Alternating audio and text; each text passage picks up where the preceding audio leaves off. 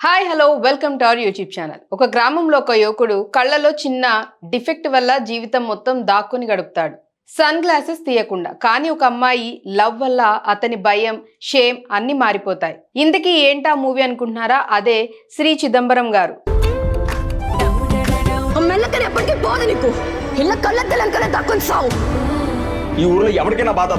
So ఈ movie full story ఒకసారి చూద్దామా? మూవీలో main hero Chidambaram alias salmon.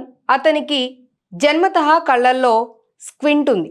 చిన్నప్పుడు ఊరి పిల్లలు ఆట పట్టిస్తూ ఉండేవారు. చిదంబరం అని నిక్ నేమ్ కూడా పెట్టేస్తారు.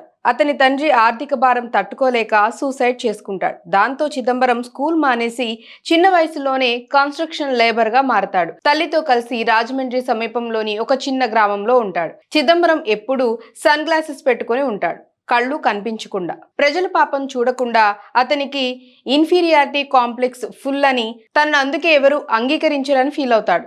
కానీ అతని మనసు బంగారం. ఇక ఈ సిచ్యువేషన్ లో ఎంటర్ అవుతుంది లీలా, అదే గ్రామంలోని అమ్మాయి. లీలా చిదంబరం మంచితనం చూసి లవ్ లో పడుతుంది. అతను కూడా ఆమెను ఇష్టపడతాడు.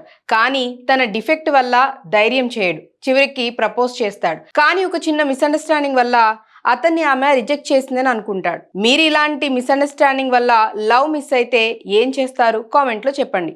ఇక ఇప్పుడు సస్పెన్స్ బిల్డ్ అవుతుంది. చిదంబరం తన భయాన్ని ఓవర్కమ్ చేస్తాడా? లీలాతో లవ్ సక్సెస్ అవుతుందా అని మైండ్ లో డౌట్స్ వస్తాయి. సెకండ్ హాఫ్ లో కాన్ఫ్లిక్ట్ స్టార్ట్ అవుతుంది. లీలా అతన్ని ఎంకరేజ్ చేస్తుంది, సన్ గ్లాసెస్ తీసేసి ప్రపంచాన్ని ధైర్యంగా ఫేస్ చెయ్యి అని.